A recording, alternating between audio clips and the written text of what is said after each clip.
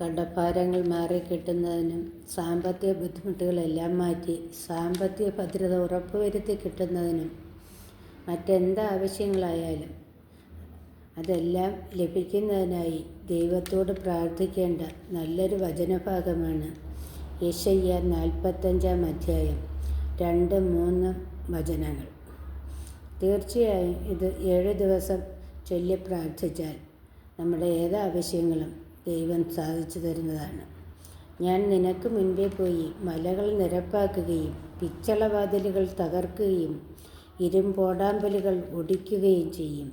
നിന്നെ പേര് ചൊല്ലി വിളിക്കുന്ന ഇസ്രായേലിൻ്റെ കർത്താവായ ദൈവം ഞാനാണെന്ന് നീ അറിയേണ്ടതിന് അന്ധകാരത്തിലെ നിധികളും രഹസ്യ ധനശേഖരവും ഞാൻ നിനക്ക് തരും.